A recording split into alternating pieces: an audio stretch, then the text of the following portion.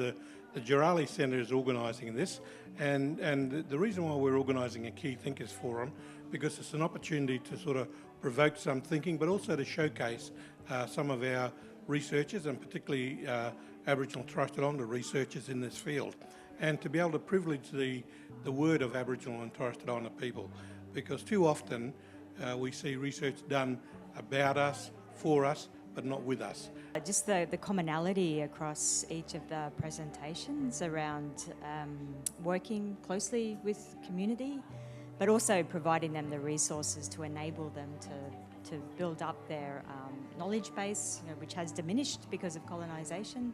I'm going to actually talk about deadly science. We're also going to look at Macquarie University, University of Sydney, HEAL Network, CSIRO, and also, I reckon there's someone else here, Erin. Who do you think? I'll give a plug for the NEST Sustainable Communities and Waste Hub, which CSIRO is co-leading the air quality theme in.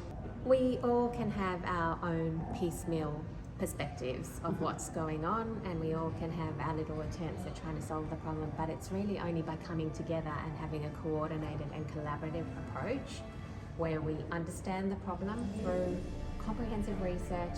What we're trying to do is to learn from and where possible support existing Indigenous-led actions towards improving air quality and health, which is the important one there. And it's co-design is really a strong feature, as I've mentioned, but also looking at what sort of resources and tools that can be developed and utilised, particularly by communities and particularly around landscape fire, smoke and the health impacts of that. So the whole idea is to bring together a whole lot of researchers looking at a whole lot of different projects that are already existing, and to explore those. When we look at air quality and talk about community health, we need to also take into account community that is remotely located, Indigenous, Aboriginal people, and their local issues with respect to air quality. Didiri is becoming such a massive thing in research. That deep listening. In Gamilaroi, it's Wendanali, and it's not only about listening to, the people that are, being involved in research in communities and that sort of thing, but it's about listening to country. I always have to go back to connection to country because it's so important in the work that we do, and it encompasses everything that we are as Aboriginal or Torres Strait Islander people, it should underpin everything in cultural safety as well.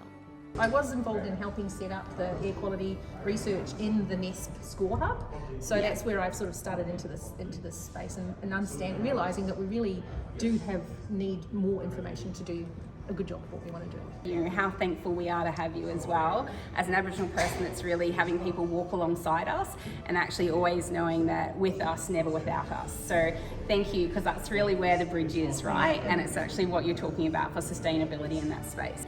Let's get on the front foot and say, let's design it properly so it has the best impact, because that's what's going to really, I guess, facilitate close the gap and achieving some of those goals. So how do we actually regenerate the landscape? So we get the natural air conditioners, we get the filters, we get all those natural cycles, we burn them all day so we get the right smoke, we get the right canopy, all that story. And so when we get that in place, that's that reciprocity, that's that connection to country, that's that healing that we get to share together. Is live in the air conditioner,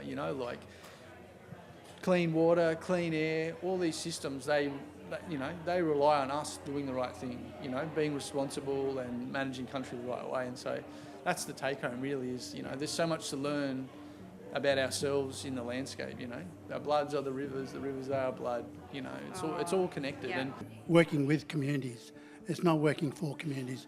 And I think it's about time that we're only 3% of the population, the other side's 97. So it's important we have a strong voice where we can all listen and hear and walk together to improve the quality of health and lives of Aboriginal people on this continent. The greatest thing to come out of this is that we now do have a network of friends and teachers and fellow researchers to draw on. The research that we're doing is helping to guide us as a nation But to remember that research, and there's many different forms of research, but I think for me, the key thing is to be able to feed back to the community about what that research is about and how and why they should be involved. And the more people we get on country learning that knowledge, the healthier the country will be and the healthy people will be.